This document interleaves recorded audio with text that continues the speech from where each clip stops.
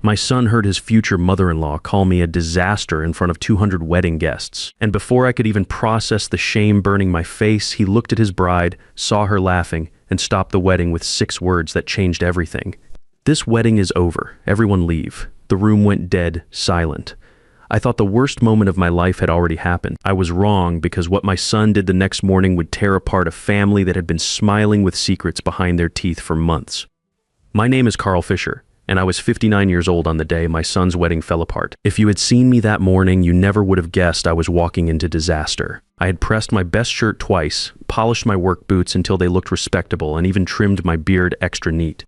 My only son Tyler was getting married, and that was enough to make every ache in my joints feel worth it. I'd been up since 5 a.m. checking the gift envelope for the 3rd time and loading my toolbox into the truck. Yeah, my toolbox. Tyler had asked me to bring it because the hotel's cake table was wobbling, and he knew I could fix it in 5 minutes. That's what fathers do. We fix things. I spent 32 years in construction before my back made me retire at 57, and there wasn't much I couldn't handle with the right tools. The wedding was at the Grand Magnolia Hotel, one of those fancy places with marble floors so shiny you could see your reflection.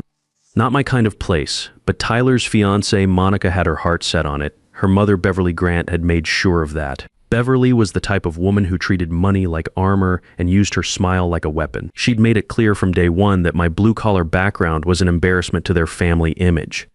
Let me tell you about Beverly Grant. She owned some high-end real estate business downtown and drove a BMW that cost more than I made in 2 years. She had perfectly styled hair, designer clothes, and the kind of attitude that made you feel like you were tracking mud just by existing in the same room. From the moment Tyler brought Monica home for dinner, Beverly had looked at my modest house like it was contaminated. The first time she visited, she walked through my living room, the room where Ruth and I had raised Tyler, where we'd watched him take his first steps on the hardwood floor I'd installed myself, and said, "It's very authentic." The way she said it, you'd think authentic was another word for pathetic, but I kept my mouth shut. That was my mistake. See, I learned early that silence keeps the peace, especially when you're dealing with people who have more money than manners. Ruth, my wife who passed 4 years ago from cancer, always said I was too quick to swallow my pride for the sake of family harmony. She was right about that, like she was right about most things. The wedding planning had been months of small cuts. Beverly would suggest improvements to everything I offered to contribute. When I volunteered to build a wooden arch for the ceremony, something I could have made beautiful in my workshop out back, she hired a florist instead and told Tyler it would look more professional. When I offered to cater the rehearsal dinner at my house, she booked a restaurant that cost $150 a head and said it was more appropriate for the guest list. Every suggestion I made got politely dismissed. Every tradition I wanted to honor got replaced with something more expensive. And through it all, Monica would give me these apologetic looks while doing exactly what her mother wanted. The girl wasn't evil, just weak. And weakness, I've learned, can be just as dangerous as cruelty when it lets bad things happen. The morning of the wedding, I arrived early to fix that cake table. The ballroom looked like something out of a magazine, white roses everywhere. Crystal chandeliers hanging like frozen fireworks, and enough candles to light up a small town. I found the wobbly table and had it steady in 10 minutes with a few washers and some adjustments to the legs. Simple fix, but it made me feel useful in a place where I clearly didn't belong. That's when I first heard Beverly talking to the wedding coordinator near the entrance. She didn't know I was there, hidden behind the cake display, finishing up my work with my head down like always. The groom's father, Beverly was saying, her voice carrying that fake sweetness she used when she wanted something. He's not quite our social circle. We're just hoping he doesn't do anything too embarrassing during the photos. My hands froze on my tools. The wedding coordinator made some polite noise, probably uncomfortable but not wanting to offend a paying customer. Beverly continued, "Monica keeps saying Tyler's devoted to him, but honestly, the man lives in the same little house he built 25 years ago. No ambition, no refinement. At least after today, we can start working on Tyler's perspective about family priorities." I stood there holding my wrench, feeling like I'd been punched in the gut. This woman was talking about me like I was a problem to be managed, not the father of the groom. The house Ruth and I built with our own hands, where we raised our son, where we made every payment and fixed every leak, she called it little, like it was something shameful. But the worst part was what she said next, lowering her voice like she was sharing a secret with a conspirator. "Glenn thinks I'm being too harsh, but you have to understand, Tyler inherited his father's sentimental streak. All those little traditions, all that blue-collar loyalty, it's charming until it gets in the way of real success. We need to help him see the bigger picture. I packed up my tools and left without saying a word, but something had changed in me. I started paying closer attention to everything. The way Beverly talked, the way Monica acted around her, the way conversations stopped when I entered a room. During the rehearsal dinner, the night before, I watched Beverly work the room like a politician running for office. She introduced Tyler to her business contacts, talked about expanding his horizons, and made sure everyone knew about his engineering degree and promising career. But every time someone asked about his family background, she'd give a tight smile and smoothly change the subject to something else. Monica seemed caught between loyalty to Tyler and fear of disappointing her mother. I saw it in the way she'd start to include me in conversations, then back down when Beverly shot her one of those looks. The girl wasn't born evil, just raised by someone who was. Sometimes that's worse because they don't even know they're doing wrong. Glenn, Beverly's husband, barely spoke above a whisper anymore. Poor guy had been married to that woman for 30 years and looked like he'd given up fighting long ago. He'd catch my eye sometimes across the table with this apologetic expression, like he wanted to say something but didn't have the courage. I understood that feeling better than I wanted to admit. The wedding ceremony started at 4 p.m. sharp. The ballroom filled with guests in expensive suits and designer dresses that probably cost more than my monthly Social Security check. I sat in the front row on the groom's side, wearing my best shirt and tie, hands folded in my lap like Ruth taught me to do in church.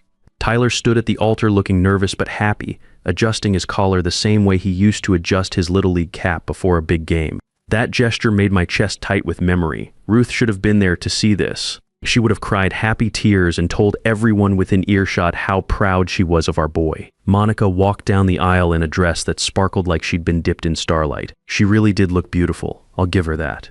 Glenn walked beside her looking like a man heading to his own execution, but he managed to smile for the cameras. The photographer kept snapping pictures of everything, the flowers, the rings, the guests, even me sitting there trying to look like I belonged. The officiant began the ceremony with some talk about love and commitment and building a life together. Traditional vows, classical music from a string quartet that probably charged more per hour than I used to make in a day. Everything looked perfect from the outside. But I'd learned enough about construction to know that sometimes the prettiest facades hide the worst problems. Then came the moment that changed everything. During the exchange of rings, Monica's little niece Nancy, the flower girl, maybe 6 years old, dropped her basket and started chasing the scattered rose petals across the marble floor. Kids do funny things at weddings. A few guests chuckled softly. The photographer crouched down to get shots of her gathering the flowers, probably thinking it would make a cute, candid photo. I bent down to help her gather the petals, just being helpful the way you do when you see a child struggling. Nancy looked up at me with these big brown eyes and whispered, "I'm sorry, mister. I didn't mean to mess up." "You didn't mess up anything, sweetheart," I told her quietly. Flowers are supposed to be scattered. That's what makes them beautiful. She smiled and kept picking up petals while I handed her a few more. It should have been nothing, just a grandfather-aged man helping a little girl at a wedding. Sweet moment, maybe worth a photograph. That's when Beverly stood up from her front row seat and snapped loud enough for everyone in that ballroom to hear, "Can you not make this about yourself for 1 minute?" The room went silent so fast it felt like someone had sucked all the air out of the space. I froze with rose petals in my hand, Nancy looking up at me with confused eyes. The officiant stopped mid-sentence. The string quartet's violins died in the middle of a note. Every head in that ballroom turned toward us like we were the main attraction instead of Tyler and Monica. Beverly pointed at me with a face twisted in disgust, her perfectly manicured finger shaking with rage. "You're not a father," she said, her voice carrying to the back row where Tyler's work colleagues were sitting. "You're a disaster." The gasp that went through the room felt like a physical thing, like a wave hitting the shore. My face burned so hot, I thought I might pass out right there on the marble floor. Nancy dropped the petals she'd been holding and ran back to her mother's arms, probably thinking she'd done something wrong, and then I heard it. Monica's laugh. Not nervous, not shocked, not the kind of sound you make when you're embarrassed by someone else's behavior. A real laugh, small but unmistakably amused, like she'd been waiting for this moment and finally got to see the show she'd been promised. Tyler heard it too. He turned his head slowly from the altar and looked at his bride with an expression I'd never seen on his face before. "What's funny?" he asked quietly, but his voice carried in the dead silence. No one answered. Monica's smile faded fast when she realized everyone was staring at her.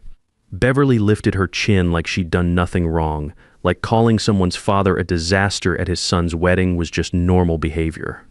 That's when my son's eyes went cold. I'd only seen that look a few times in his life, once when a bully picked on a smaller kid at school, and once when a contractor tried to cheat us on a job. Tyler looked at me sitting there with rose petals in my hand. then at Beverly standing there like an avenging angel in silver silk, then back at Monica. "This wedding is over," he said in a voice so calm it was terrifying. "Everyone leave." People gasped. Someone dropped a champagne glass near the back, the sound of crystal breaking echoing through the ballroom like a gunshot. The string quartet stopped playing mid-note, their bows frozen above the strings. Monica stared at him in shock, her mouth open but no words coming out. "Tyler, what are you doing?" she finally managed to ask. He stepped back from the altar, away from her, away from the officiant who was looking around like he'd never seen anything like this in 20 years of performing weddings. "I asked you a question. What was funny about my father being humiliated?" "Nothing," Monica said quickly, her voice getting higher. "My mother was stressed. She didn't mean," but Beverly cut her off, stepping forward with her chin raised like a queen addressing her subjects. "Don't apologize for speaking the truth. Your father needs to learn appropriate behavior for occasions like this. That did it." Tyler looked out at the 200 guests sitting there in stunned silence. His work colleagues, Monica's sorority sisters, Beverly's business associates, all of them dressed in their finest clothes for a celebration that was dying in front of their eyes. "There will be no wedding," he said, loud enough for everyone to hear. "Not today, not ever." The room exploded. Monica shouted his name. Beverly screamed something about ungrateful children. Glenn grabbed Beverly's arm, trying to pull her back down into her seat. Geist stood up, confused and whispering, some already reaching for their phones to capture whatever this was turning into. And Tyler walked straight to me, took my hand like he did when he was 7 years old and scared of thunderstorms, and said, "Come on, Dad, we're leaving." I don't remember walking out of that ballroom. I only remember the feeling of every eye on me, the sound of expensive heels clicking on marble as people moved around in chaos, and Tyler's steady hand on my arm as he led me through the lobby and out into the parking lot. Outside, the evening air hit my face like cold water. Tyler kept walking until we reached his car, then stopped and leaned against the hood, breathing hard like he'd just run a marathon. "Tyler," I said, touching his shoulder. He turned to me and I saw something in his face I'd never seen before. Not just heartbreak, not just anger, something deeper. Certainty. The terrible kind that comes when you finally see the truth about people you thought you loved. "Dad," he said, "I need you to tell me the truth right now. Has Beverly or Monica ever said anything to you about the house?" My blood went cold. "Why are you asking that?" He looked back at the hotel, lights blazing through the windows where our disaster of a wedding was probably still unfolding. "Because this morning I found some papers in Monica's overnight bag. And if what I read is real, this wasn't just about embarrassing you in public." He pulled out a folded document from his jacket pocket. "They were planning to take the house, Dad, after the wedding." I stared at the paper in his hands like it was a snake. Before I could ask what he meant, a black car pulled up to the curb with its engine still running. Glenn got out, holding a manila envelope with hands that shook so badly the paper rattled. "You two need to see this," he said, glancing back at the hotel entrance like he expected Beverly to come charging out any second, before she gets out here and stops me. Glenn looked like he hadn't slept in days. His tie was crooked, his usually neat hair was messed up, and his eyes had that hollow look you see in men who've been carrying secrets too heavy for their shoulders. "This is proof," he said, opening the envelope with trembling fingers. "Proof that Beverly went too far this time." Inside were property transfer documents with my name printed at the top, documents I'd never seen before, with letterhead from some legal office I'd never heard of. The paperwork claimed I'd agreed to transfer partial ownership of my house to a family trust that would be controlled by Beverly Grant and Monica Price. "I never signed anything like this," I said. Glenn nodded quickly. "I know. Look at the signature." There it was at the bottom, my name written in handwriting that looked close enough to mine to fool a stranger, but not close enough to fool me. The C in Carl was too round, the F in Fisher slanted the wrong way. Someone had practiced my signature, but they hadn't practiced it well enough. Tyler read through the papers faster than I could, his jaw getting tighter with each page. "This says Dad agreed to estate planning for family security after I got married, but the trustees listed here are Beverly Grant and Monica Price." He looked up sharply at Glenn. "What's the real story?" Glenn sat down heavily on the hotel's stone steps like his legs wouldn't hold him anymore. "Beverly's business is failing, has been for over a year. She's drowning in debt, but she keeps spending money to look successful. When Monica got engaged to you, Beverly saw a way out of the hole she'd dug." My heart started pounding so hard I could hear it in my ears. "A way out how? Your house sits on prime property. Beverly had it appraised last month without telling anyone. It's worth at least $420,000, maybe more. She figured if she could get legal control through family trust arrangements, she could use it as collateral for her business loans." The number hit me like a physical blow. Ruth and I had bought that house for $85,000 in 1989. We'd put every spare dollar into improvements, every weekend into repairs, every dream into making it perfect for our family. And this woman saw it as nothing but a number on a loan application. Tyler's hands were shaking now, and Monica knew. Glenn closed his eyes for a moment before answering. Monica knew enough to help. Beverly convinced her it was just smart estate planning, protecting your inheritance from taxes and legal complications. But Monica helped gather information Beverly needed. What kind of information, I asked, though part of me already knew I didn't want to hear the answer. Glenn reached into his jacket and pulled out more papers. Beverly had Monica copy your house key last month when she borrowed your jacket at that family barbecue. Beverly used it to get into your house 3 days ago while you were at your doctor's appointment. The world tilted sideways. I grabbed Tyler's arm to steady myself. She broke into my house? I whispered.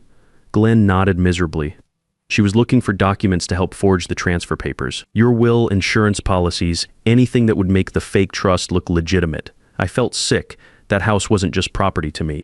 It was every memory Ruth and I had built together. It was where she'd fought cancer for 2 years, where she died holding my hand in the bedroom we'd shared for 30 years. And this woman had walked through it like she was shopping for furniture. We need to go home right now, I said. We drove to my house in silence, Glenn following in his car. The neighborhood looked peaceful in the evening light, porch lights coming on, kids riding bikes before dinner time, Mrs. Cooper watering her roses across the street like she did every evening.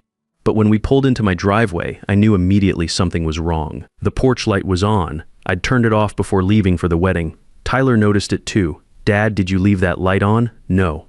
The front door was locked, but when Tyler checked around back, we found the kitchen window slightly open.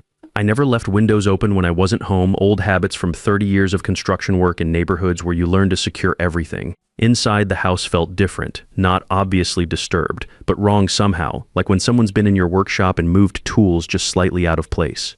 In my study, I went straight to the desk where I kept important papers. The bottom drawer hung open about an inch. I pulled it out completely. Empty. It's not here, I said, my voice sounding strange in my own ears. Tyler checked the other drawers while Glenn stood in the doorway looking guilty as hell. What's missing, Dad? The folder with Ruth's insurance papers, the house deed, my will, everything Beverly would need to make her fake documents look real. That's when Tyler spotted something else. A folded note lying under the desk lamp, placed where I'd be sure to find it. Tyler picked it up and read it, his face going white as paper. What does it say? I asked, though part of me didn't want to know. He handed me the note. The handwriting was Monica's. I'd seen it on thank you cards and wedding planning notes for months. If you had just known your place, none of this would have gotten messy. I sat down hard in my desk chair. Not an apology, not an explanation. A threat. A promise that worse things would happen if I didn't stay quiet and let them steal from me. Tyler pulled out his phone. I'm calling the police. But before he could dial, someone started pounding on the front door so hard the whole house shook. Through the window, we could see Beverly's silver dress reflecting the porch light. Tyler looked at me, then at Glenn. Stay behind me, he told us both. He opened the door just wide enough to see out. Beverly stood on my porch still in her wedding attire, but now she looked like a beautiful woman who'd been caught in a rainstorm of her own making. Her makeup was smeared, her perfect hair was coming undone, and her eyes had a wild look that made me think of cornered animals. Monica stood beside her, still in that wedding dress that now looked more like a costume from a play that had gone horribly wrong. How dare you ruin everything? Beverly snapped at Tyler. Do you have any idea what you've cost us? Cost you? Tyler repeated. You broke into my father's house. Beverly pushed past him into my hallway without being invited. We were protecting family assets, something your generation doesn't understand. Glenn found his voice for the first time all evening. Beverly, stop, it's over. She spun on him like a snake. Go back to the car, Glenn. You've done enough damage. But Glenn stepped into my hallway and said something I never thought I'd hear from him. No, that simple word seemed to shock everyone, including Glenn himself. No, he repeated, stronger this time. I'm done being afraid of you, Beverly. I'm done pretending what you do is normal. He reached into his jacket and pulled out another envelope. These are copies of Beverly's real financial records. Her business has been failing for 2 years. She owes $340,000 to various creditors. Her business license is under review for fraudulent practices. She was planning to use Carl's property as loan collateral to save herself from bankruptcy. Monica looked at her mother like she was seeing a stranger. Mom, you told me this was just estate planning. Beverly grabbed Monica's arm hard enough to leave marks. Don't listen to him. He's always been weak, always been jealous of success. But Monica pulled away. You lied to me. You made me help you steal from Tyler's father. That's when we heard the sirens. Mrs. Cooper from across the street had called the police when she saw the commotion. Two patrol cars pulled up to the curb, their red and blue lights painting my quiet neighborhood in colors that didn't belong there. Beverly tried to push past everyone to leave, but one of the officers called out, "Ma'am, stay where you are." The next hour was a blur of statements and evidence. The officers documented everything: the forged property transfer papers, the stolen documents from my desk, Monica's threatening note, the copied key that Glenn had found in Beverly's purse. When they searched Beverly's car, they found my original papers and something else that nearly broke my heart: Ruth's jewelry box from our bedroom dresser. I hadn't even realized it was missing. Ruth had kept her wedding ring in that box after the cancer made her fingers too thin to wear it. Beverly had just taken it like it was nothing more than something shiny to grab. The officers arrested Beverly for breaking and entering, document fraud and theft. Monica wasn't arrested that night, but they made it clear she'd be facing charges for her part in the scheme. As the police cars drove away with Beverly in the back seat, Glenn stood in my yard looking like he'd aged 10 years in one evening. "I should have stopped her years ago," he said. "I looked at this broken man who'd spent 30 years being afraid of his own wife. We both made mistakes," I told him. "But we don't have to keep making them." He nodded and got in his car. The last thing he said was, "I'm filing for divorce tomorrow." Tyler and I went back inside our house, the house Ruth and I built. The house I'd raised him in, the house no one could take away from us now. We changed all the locks that night, working together in my workshop the way we used to when he was a boy learning to use tools. 6 months later, Beverly was convicted on multiple fraud charges and lost her business license. Monica cooperated with prosecutors and received probation, but she moved back to her hometown and Tyler never spoke to her again. As for me, I learned the most important lesson of my life. Silence isn't golden when it lets people walk all over the things that matter most. Sometimes protecting your family means making noise, even when it's uncomfortable. I still live in the same house Ruth and I built together. And every Sunday, Tyler comes over for dinner, just like he always did. We don't talk about that wedding much, but we both remember the night we learned that family isn't about keeping quiet, it's about standing up for each other when it counts. I learned that day that sometimes the people who smile the prettiest are the ones planning to hurt you the most, and the only way to stop them is to refuse to be quiet when they expect you to disappear. Respect isn't something you earn by staying small and keeping peace. It's something you demand by standing up for what's yours and never apologizing for the life you've built with your own hands.